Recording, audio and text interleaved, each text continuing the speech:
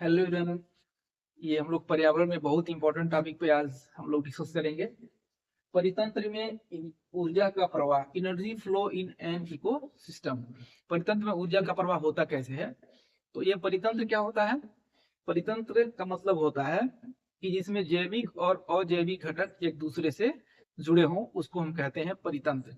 यानी जैविक घटक और अजैविक घटक ये दोनों एक दूसरे से जुड़े होते हैं। जैविक घटक का मतलब सजीव और अजैविक घटक का मतलब निर्जीव। आइए इसको देखते हैं। परितंत्र में ऊर्जा का प्रवाह ऐसे होता है। सबसे पहले आप ये जानेंगे, सबसे पहले जो हमारे पौधे होते हैं, पौधे यानी ग्रीन प्लांट्स, ये पौधे होते हैं उत्पादक। ये पौधे उत्पादक होते हैं, यानी ये पौधे भोजन बनाते हैं प्रकाश संश्लेषण के क्रिया के द्वारा।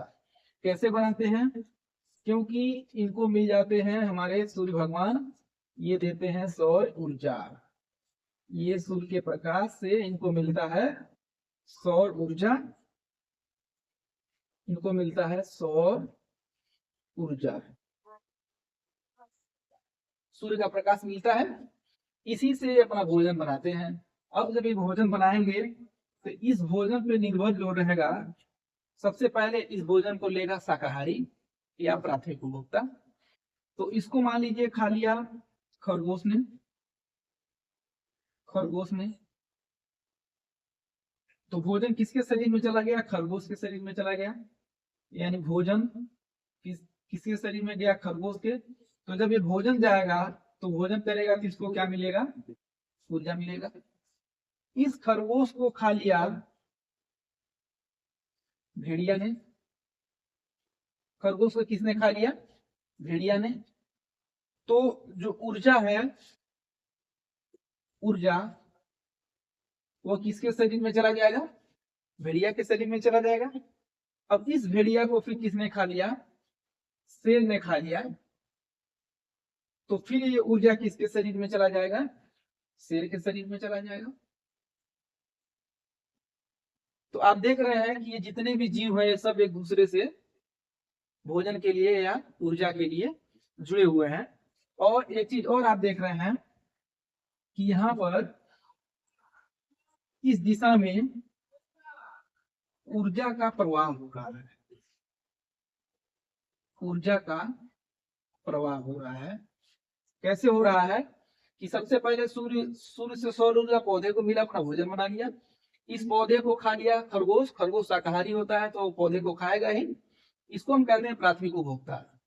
इस प्राथमिक उपभोक्ता को किसने खा लिया? भेड़िया ने। जो कि भेड़िया क्या है? मांसाहारी है या द्वितीय उपभोक्ता है। तो ऊर्जा किसके शरीर में चला जाएगा? भेड़िया के शरीर में। इस फिर भेड़िया को किसने खा लिया? शेर ने, जो कि तृतीय उपभोक्ता है या मांसाहारी है। तो फिर ऊर्जा किसके शरीर में चला जाएगा? शेर के शरीर में चला जाएगा। तो आप देख क्या रहे हैं कि ऊर्जा का प्रवाह इस दिशा से इस दिशा में हो रहा है। ऊर्जा का प्रवाह शेर से भेड़िया, भेड़िया से खरगोश, खरगोश से पौधे में कभी नहीं होगा। यानी ऊर्जा का प्रवाह जो है हमेशा एक दिशा में होता है। इसीलिए कहते हैं जो परितंत्र में ऊर्जा का प्रवाह होता है वह एक दिशात्मक होता है। ये very very very very important है कि परितंत्र में ऊर्जा का प्रवाह सदैव एक दिशात्मक होता है, ऑलवेज यूनिडायरेक्शनल। यही चीज पूछा जाता है एग्जामिनेशन में। ऑब्जेक्टिव क्वेश्चन में पूछ लिया जाएगा कि परितंत्र में ऊर्जा का प्रवाह कैसे होता है।